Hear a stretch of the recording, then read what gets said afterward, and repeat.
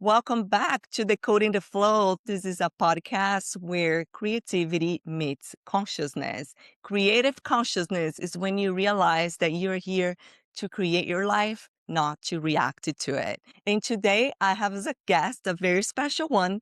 Her name is Ju De Paula. She's a Brazilian interior designer and founder of the Blooming Home Society, an online design school that helps creative women confidentially design happy homes filled with their unique style and vibrant personality.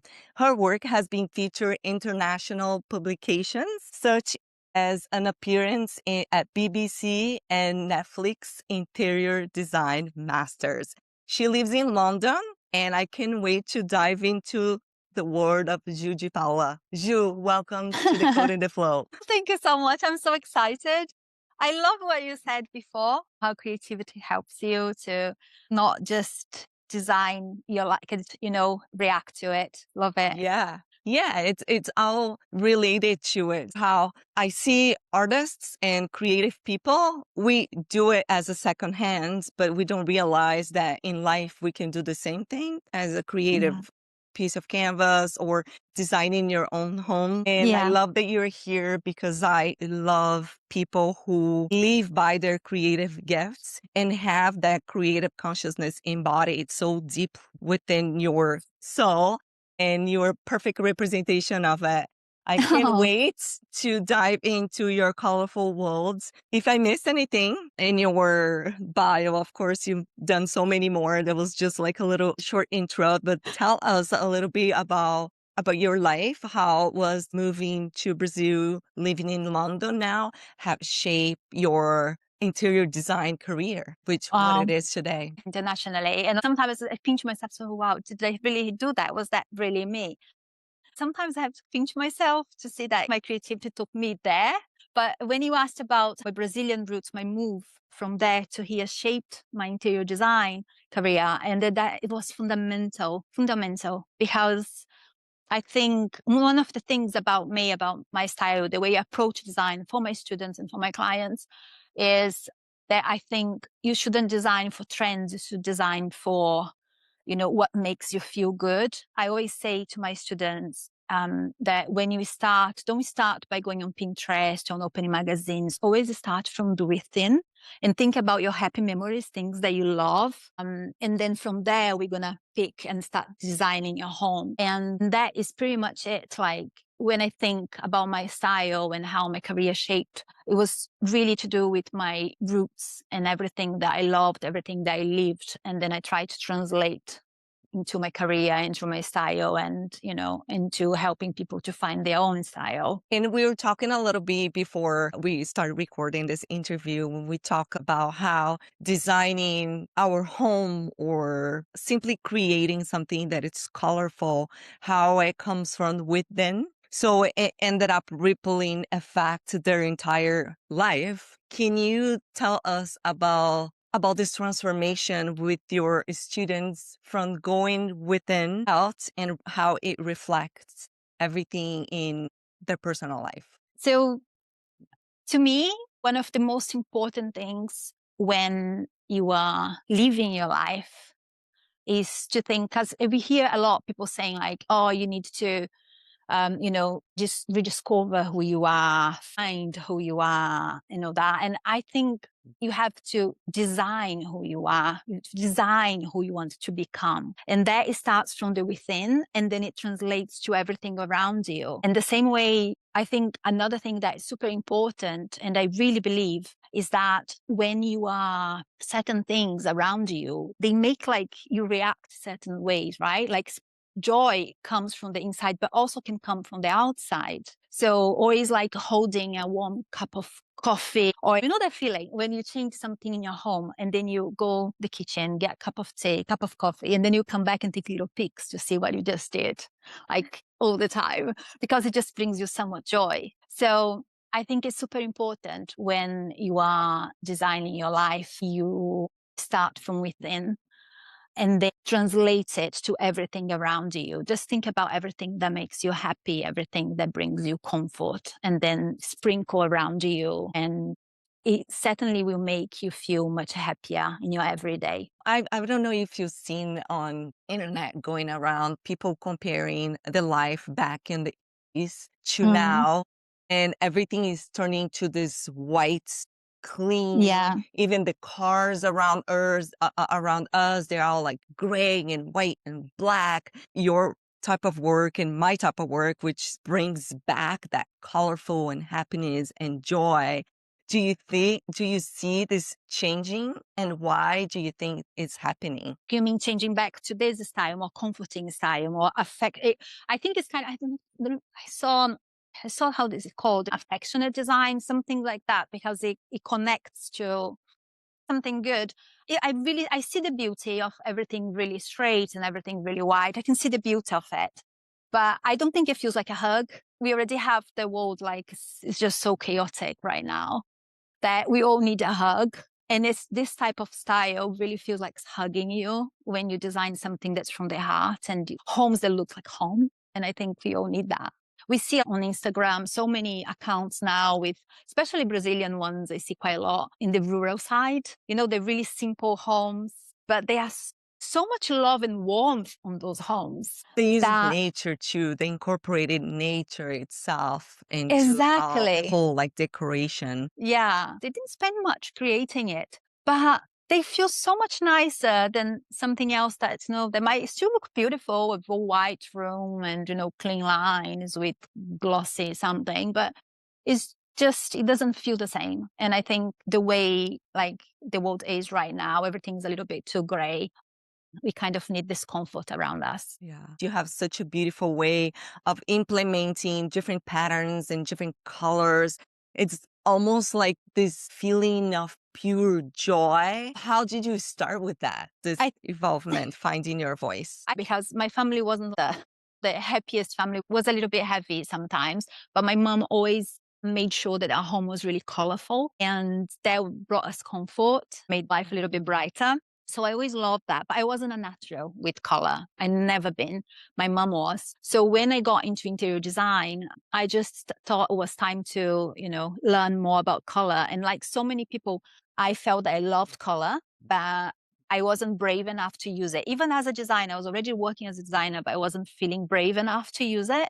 And it's funny, because I was reading something the other day that was about how sometimes women who love color don't choose to wear color or to decorate their homes with color because they are afraid of visibility.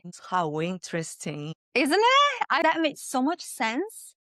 At least to me, like, I think got to a point where I was like, okay, now I'm ready to become more visible. I start being more confident. And then I thought, now I'm going to learn about color. So I start pay attention to everything. Like I see the whole world in color schemes. I start training my eyes for it. And also I got a job. This was a long time ago, in one of the biggest brands known for color and pattern. And I worked there, and I was like, at the time I was just a sales assistant, but I was like, every time the display team would come, I was like, can I help you? Because I just want to learn to deconstruct and, pay attention. I think we all can learn how to use color.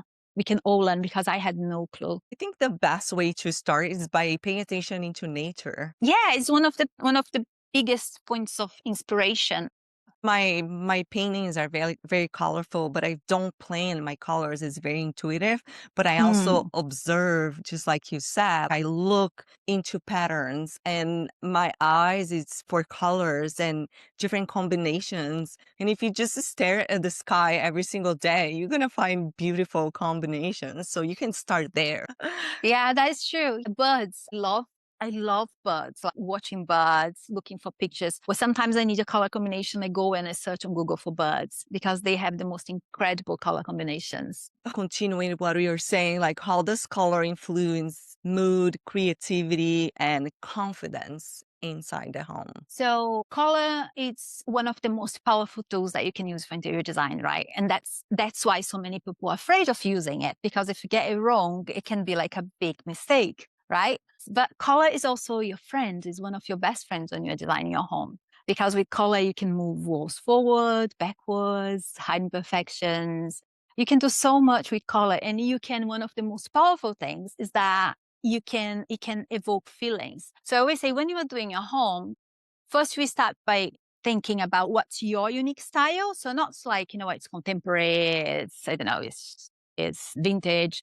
It's your unique style. What's Drica's unique style? What speaks to Mhm. you? And then after that, you're going to think about the feelings, like how you want your home to feel. And then you're going to think about the colors, because the colors going to evoke those feelings. So it makes a massive difference in your home, the colors you choose. That's why I think some people think that, sometimes they go and they start with the color and then it just doesn't work, because you need to first think about the feeling that you want to evoke, and then pick the color that will help you achieve that. And that's very true because looking back, when I started painting, I was like a little child, so I didn't really have the eye for colors. It was just when I moved to California, my life was a mess and Mhm. almost felt I was using colors to provoke the same feelings of happiness and joy that I couldn't find in my own life. Can Mm. we talk about healing a little bit and the Yeah. importance of using colors to evoke those feelings that you like to feel? It's funny you saying that, because I'm going through this. I've been through this before. I'm going through this again now. And when I moved to the UK, it's really gray here, right? Really, really gray. And sometimes if you come from somewhere that's really sunny, you can feel a bit sad. Like I was living in this home in a marriage that wasn't really happy, in a really gray place. And I decided I was going to color my life through my home. And so my home, not this one, but the one that I was lived at the time, it was really colorful. And every room had a little bit of yellow, because that was my way of bringing sunshine. And like going back to what I said at the beginning about, like, for example, tapping into your happy memories to design your home. So one of my happiest memories was going to the ballet when I was a kid. So there was lots of, pink around the home. And it's like, I love flowers, colorful flowers, because it brought me memories of a park that I used to go. So that really helped me heal on that time, at least cope with everything that was going on in my life. And now I'm the second phase of my life now, where for the first time, I'm living on my own. And again, I remember the first night I moved and everything was so white. And I remember sitting here in this living room. I didn't even have my bed in my bedroom yet. I just put a mattress here. I remember crying my eyes out, not feeling at home, because everything was feeling so cold. And it was like, how am I going to restart my life here? Like, I don't know. And then with time, I start building and adding my colors, and it feels so different now. I feel like I've rooted myself here, bringing my colors that I love and my furniture pieces that I love, and like bringing my walls into here. It's making a huge difference. A color, I could not live without color. I can see the beauty of like some really neutral like spaces and all that, but to me, it's really healing. That's beautiful. Thank you for sharing your story with us. Beauty, I see colors or beauty as not decoration so much, but it serves for regulation. Regulate your nervous system, especially in times of grief and changes in life that we all go through, right? Yeah. Some changes are happy, but they don't start from a happy place. Yeah. So you Even have to infuse some of this happiness, yeah. even if it's through colors, through memories, like you Yeah. said, that you brought. Even it's just something that you wear, right? Because sometimes you're feeling a bit low. Like, I don't know, but sometimes I feel a bit low. And then I go there and I pick something red, like a red top. Yeah. It just makes me, gives me a little pick up. Like, it's good. I see a lot of people afraid of colors. And we talk a little bit about connecting to visibility. Maybe someone who is afraid of color, it's because they don't want that to have that visibility. What do you have to say to someone who is very afraid of colors? What are some steps that you can guide them through to start accepting or start embracing some colors into their life? Small. You don't need to paint your whole room or dress entirely like in the rainbow, Start small. One of the things that I hear most through work is people saying, I want to use color, but I don't want it to look like a nursery, or I don't want it to look like a carnival. So a good way for you to start using color is like get the biggest areas in your home and put something neutral. And then you build up with the color. And if you know the color wheel, that I believe your audience knows really well the color wheel, you can start from there. You pick like 2 colors that, like, for example, really colorful. I'm gonna give you an example. Can you see the back here? My home. Yeah. So I have a pink curtain. I don't know if you can see, like a green curtain. These are opposite colors in the color wheel, right? So they work really well together. So you can start with that. Like, see, my walls are white. So that is, I can't go wrong with that. And then slowly you add other colors. So for example, then I went and I added a little bit of yellow and then a little bit of blue here and there. So just, and when you pick your colors, when you're starting, try to start with one that you're going to be like your main color. And then, like, for example, one you're going to feature, let's say, 60% in the room. The other one you're going to feature 20% in the room. So they don't fight each other. I love it. So have the color wheel.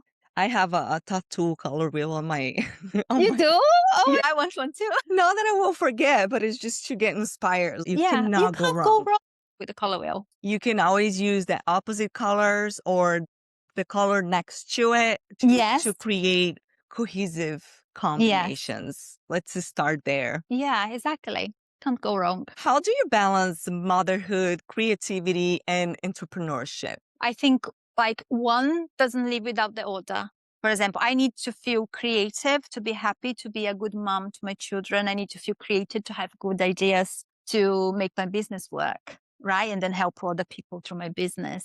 So you just have to find the time. So I always try to find time to get creative, always. It's kind of like schedule. So I have my time to get creative. How do you have certain routines or certain things that you do I at like times to to get creative? I like to Routines? I like go for walks and walk around and then look around. Sometimes I like to sit somewhere really quiet and just try to, to get inside me and then try to think about the ideas and feeling creative. Sometimes I just want to go in a museum or go look at some art. I love, so I love is window shopping. I love looking at windows because I find amazing the creativity, the way they display the clothes and everything.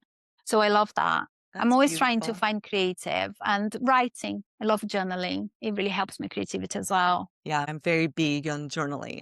I love like grabbing my journal, going to the park, and it changes completely. Sometimes I just get creative by, recording some videos and then editing them in the park. It just makes me feel so creative. Yeah, I love that. You had really good visibility on the past few years. How has visibility through BBC and Netflix show impacted your confidence and career? A lot. It changed my life. It really changed my life because you talked about motherhood and the BBC show came in a point where I was completely lost because we know that sometimes like when you leave everything to become a mom, because for a time I had to do that, you lose yourself, right? And then you kind of lose your confidence and don't know really well who you are anymore. And that show, not just recording it, because we were shooting it, I was the first time they was away from the children.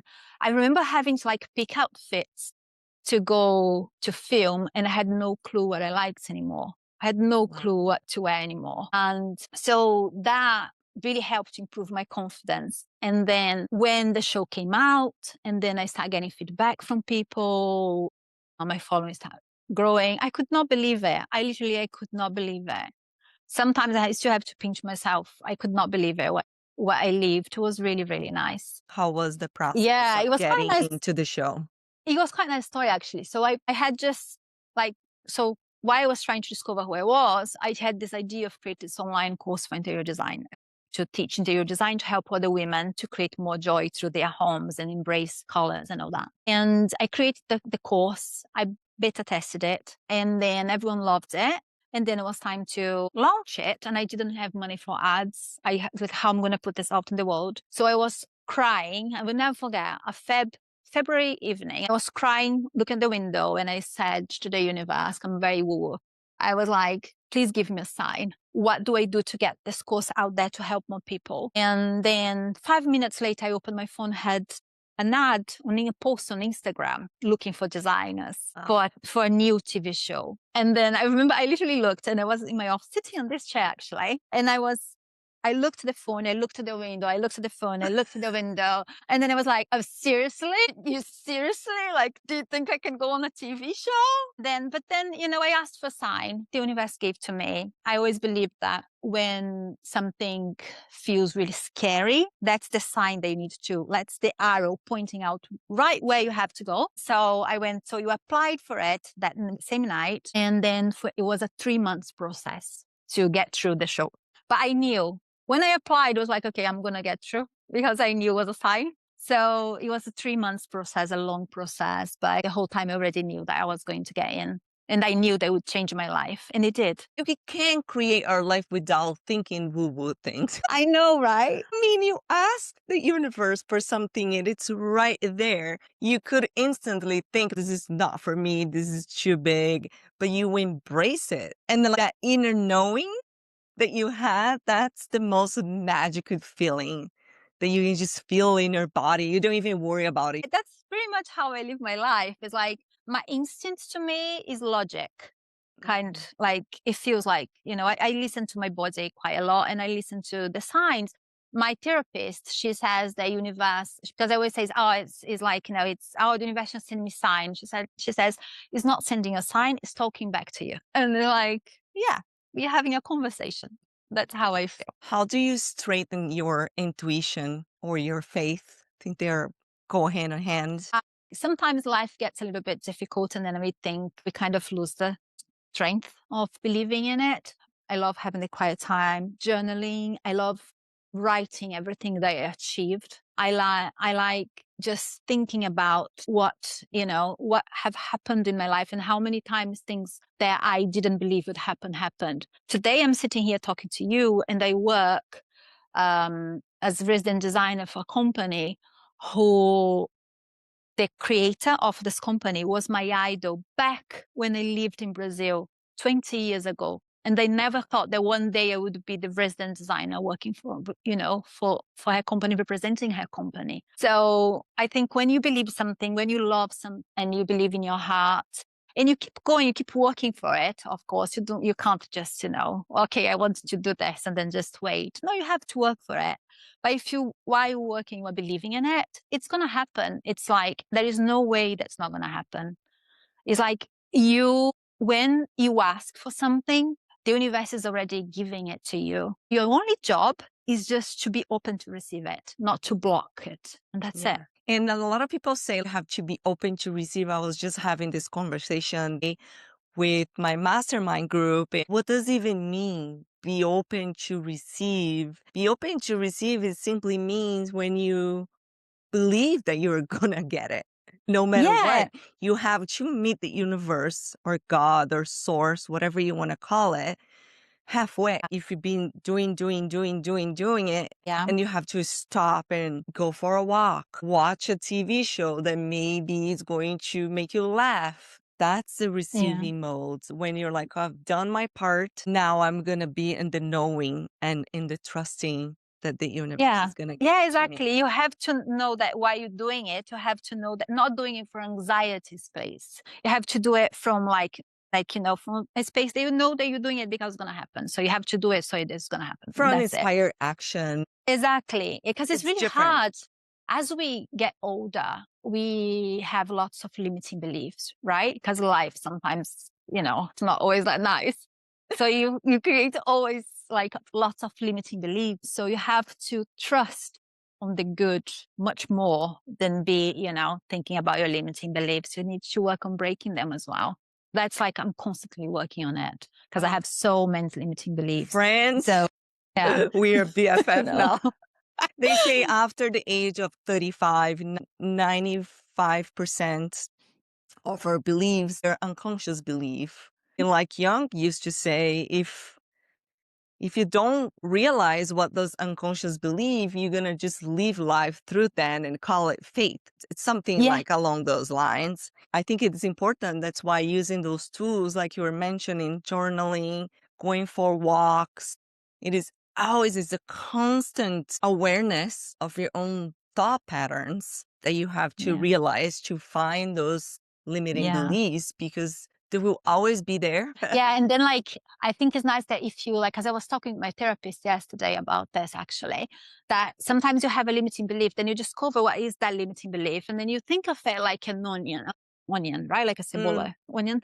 And so you peel it like each layer. So, okay. So I feel like I always like, I don't know. I always procrastinate when I have to do something mm, that's going to make me successful. Okay. mm. So that's my limiting belief. I know I always when I have to do something successful. Why? Because I'm afraid of success. But why? Yeah. Because if success will come more responsibility. But why? What's the problem with responsibility? And then you have to go deep and deep and deep and deep and deep until you just break it. And then you feel that last one. Like, you know. Yeah, I love that you say that. They call it the five whys. Just Oh, really? keep asking yourself why exactly what you were just saying, why. And once you finally understand what is the really root problem, it almost like it doesn't even exist anymore because now that you uncover it, every decision that you take after this discovery, it's going to become a choice. So it's Yeah. not a limiting belief anymore. It's a Yeah, I love choice. that. I love that. Love it. It is always like that onion that you have to peel. Like I have the same I used to have the same block of procrastinating on things that I know it's going to lead me to the place that I want it to go. And always goes back to your family, even your family patterns. Like it goes even back when you didn't even know No. that you were being programming. Yeah. Yeah, So exactly. It's crazy. it takes a It lot of is work. It takes a crazy. lot It of does. awareness Yeah. and trust in yourself that, like, now when I figure out there's another layer that came out of a limiting belief, I was like, ha, I got to. And I get excited Yeah. about it and I'll journal about it. And I say it's not a fun process, but it is a self-discovery every single Yeah. day. And how fun is that? Sometimes it's hard, but at the same time, it's so nice. I think I love it. I love like, when you go through and you like break something and you feel like, I think for me now, it's really, this is really strong in my life right now because I'm going through so much that I absolutely love it. When I find something and they're like, oh, that's it. Is that then? Then I go and do my tapping and or journaling or like, and I just feel a little bit lighter. Yeah. I always say life, it's a progression, revelation of being. And we have to have those awareness. And the older you get, the deeper your questions are going to be. So Yeah. where am I going? What do I want this success? Yeah. Why do I want to get to where I want? Like what is the thought pattern that's not allowing me to get to where I want to go? Mm. So you have today so many tools and so many informations that it becomes a choice. Like you said, Yeah. I love connecting the dots. I love finding my limiting beliefs. It's Yeah. a game. It's almost like a game for me. Yeah. It's like, I got you, like, that's it. Bye. Like, it's time now to let me carry on my life now. And it's amazing. Thank you for sharing that. I'm very curious because on your social media, you use, which is your brand name called blueberry.com. Mm. Why blueberry? Is Um, there Blue a reason for it, for the colors, the meaning? I'd love for you to share with us. so Blueberry Living was it literally, I just picked a name. Like, I just picked a name that felt right to me because it was right when it was, this is the story, but it was like in 2015, I was in that unhappy marriage with two little children, feeling lost. And then one day I just had enough, and just have enough. And it's just like, it's time to change something in my life. So that day I was like, I'm going to do something for myself. And then I created a plan called Happy New Me. And then I put everything in the Trello. I made a list of everything that I needed to get done. And one of the things was creating this way of getting back to interior design again, because I left everything to look after the children. And then I didn't really have a clue about business at the time. So I just wanted a name that's something that felt good. And I didn't really know the direction I was going, what we was really doing. But I went, I don't know, I think it was Shopify or something. I went on Google and like look for like some names, like Matilda generator. And I like blueberry. I like blueberries because I always loved berries. So like it just gives a good feeling. So I picked it. It wasn't the most strategic thing. But for me, that was the seed. So like I don't even use blueberryliving.com anymore. But like that was the seed for me then create my Blooming Home Society. So it's like Blueberry Living was the seed, Blooming Home Society is the garden. It's kind of like, yeah, that is how it started. I still like, I think that's why I haven't changed my name, my handle yet on Instagram or anything, because I care for that name. But it wasn't anything like, really. Beautiful. That's a very beautiful story. I love the idea about the seed and the blooming. Very Hmm. creative consciousness, creating your life, not reacting to it. Yeah, it was like, sometimes you just have to start, even when things are not perfect. So I knew at that moment that, I just wanted to start my business. I didn't want to waste much time looking for a name because then you go on a spiral and procrastinate and do all that. I didn't have much clue what I was doing. I was like, I'm just going to pick a name that is good, and then that's what I did. And then with time, you just, changing. And now I'm at the point of changing everything again. But, it's how it goes. Transition, life transitions, it's Yeah. just part of life as day in, day out, month, and we always changing, we always evolving. Let's talk about your next, because I know you've mentioned a few times that you're going through some changes. What is in the future for you, for your brands, and what are some of those transitions that you'd like to share with us? I'm still figuring out because I'm in the process of figuring out, not figuring out who I am, but like redesigning myself, designing who I want to become. And I'm planning on like sharing it with with the ladies I have, because I do have the Blooming Home Society that it's a membership where I help women to design their homes. But I do want to add more into this journey of designing not just your home, but designing yourself, designing your life, and becoming really confident in all the areas that really matter to you. So I think that's the direction that I'm going, but I'm still working on it. I love it. It's everything related to one of my favorite topics to talk about, which it relates to identity. Identity. We always have to be evolving and changing. Yeah. Well, thank you so much for sharing.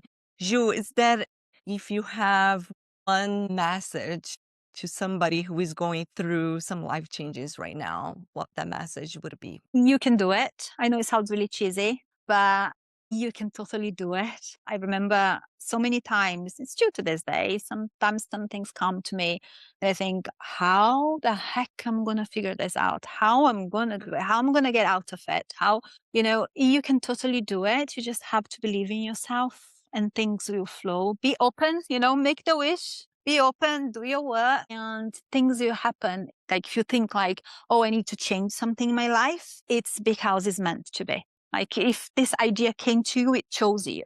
And it's because you are capable of doing it. So you just have to believe. Where do you think ideas come from? Mm. Ideas are everywhere. I sound so woo. I am always, We love I woo-woo think, on this I think. podcast. But I believe like the ideas are floating. These are actually something that I read from Elizabeth Gilbert, I think. The ideas are floating and they're just, they come and choose you. They come to you and then they stay with you for a while. Wait to see if you take action, right? If you don't take action, the idea will go away and find someone else. So that's one of the things, like when idea come to me, I try to act straight away before it goes to someone else. So yeah. I have one rule in life, which is never ignore a hunch, which hunch Mm, is an idea. And I try to act as fast as possible. When I yeah. was learning Kabbalah last year, one of my mentors say, you have 24 hours to act on your idea.